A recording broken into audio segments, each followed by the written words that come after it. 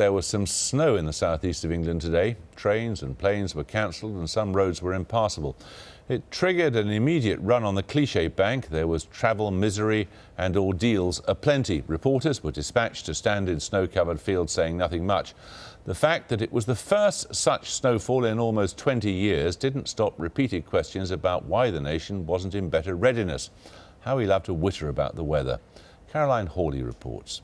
Since we've no place to go, let it snow, let it snow, let it snow. Much of the country is blanketed in it. Some of the country has ground to a halt because of it. But first off, let's ask a very important question. What should we actually call it?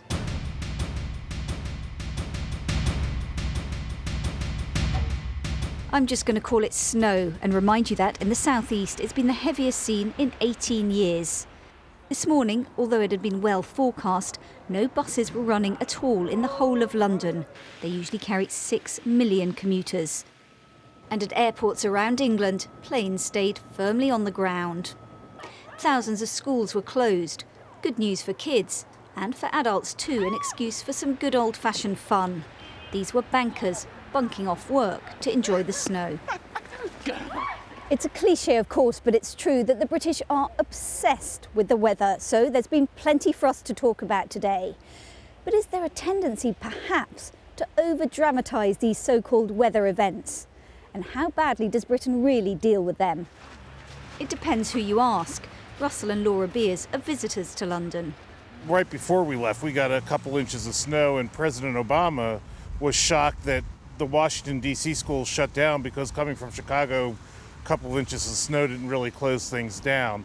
So where I come from, it doesn't take a whole lot of snow to make people crazy to begin with. So people sort of not dealing with stuff like this doesn't surprise me because I don't think we'd be able to deal with it back home. Hi, I'm from Russia. I recently came to England. I'm just surprised how the whole system has collapsed after a couple centimeters or inches of snow. In London today, the ambulance service said it would only respond to life-threatening calls. Routine hospital operations had to be cancelled due to staff shortages. In all, around 6 million of us are thought to have stayed away from work, though many may have been hard at it at home. National crisis maybe not, but for some there will have been personal disasters. It could be the old person at home who's not getting a hot meal. It could be the small company that is about to go to the wall because its supplies can't get through because the roads are shut.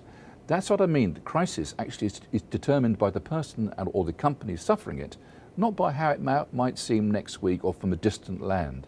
That's why today has been a wake-up call. I just hope we've listened to the message. Back in December 1962, they seem to have managed OK. Britain has been here before and survived. Many years ago, unfortunately I can remember it, we had some real winters and real snow, 10-foot drifts and everything literally ground to a halt for days and days and days on end. That was 1947 and 1962-63. We don't get winters like that anymore, famous last words. And with global warming, of course, in the years ahead we may not even get much or any snow at all. It's not in the sort of London area. So, yeah, make the most of it while you can. They certainly were. An excuse for a photo op. And economists who studied the subject of snow say it wouldn't actually be cost-effective to put in place comprehensive contingency plans. Because conditions like this are, as the forecasters would say, a rare weather event. Let it snow, let it snow, let it snow. Well, it doesn't.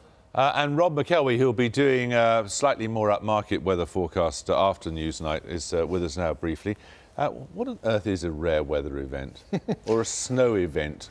Hard to defend the language, isn't it? Well, an event it's completely impossible to defend the language. It's absurd. Well, an event has got to have a start and a finish, hasn't it? If your weather is continuous, you could say, well, when it snows, it starts and it stops. That's the event. And what about all this wittering stuff about, if you go, do be sure to wrap up warm? Did one of my colleagues say that? I don't think you won't catch me saying it. All right, well, can you help us with only travel if it's essential? What is an essential travel? Again, good question. I have to say, I agree with you in this aspect, but a lot of this advice is passed on from other parties. If the police say travel if it's essential, we'll just pass on the information. Well, attribute it then. Yeah. Well, and ask them what on earth they mean. What do they mean by essential travel? I suppose weather forecasts would be essential. Well, what else would be essential? Yeah, it's a question. The emergency services will be out anyway. So you should go out if you're a member of the emergency services. It's not my area of expertise, is it? What is an essential personnel? Well, you're the people who use the term, you see. Only travel if it's essential. I'm defending my colleagues, aren't I? You are. But let me just ask you finally one. This stuff is always reported as if it's some great national disaster, travel chaos, misery, all the rest of it. But my experience, and correct me if I'm wrong, is that actually people like this. They go out, you saw them out this morning, they said, isn't it beautiful? I agree. And I think for one day, that's true. We're all very happy about it. When it comes to the second day and it goes all slushy and you haven't been to work for 2 days, more than one person will get upset about it. But there is a particular kind of prescribed narrative when weather changes, isn't there? Particularly in winter when weather changes. Well, there is when it's reported. I don't think when it's forecast. We did not forecast, I suppose, no, you were telling us to wrap up warm. Well, quite possibly. It is going to be cold after all and has been. But the Oh, chaos... thank you for telling us that. The chaos comes from reporting what has happened. You cannot dispute. It did turn out that way. OK, Rob McElwee, thank you. And we'll look forward to your weather forecast later on after Newsnight. Right, now coming up on the programme. Is it wrong to have more than 2 children? Before that, though, a roundup of today's news. A protester hurled a shoe at the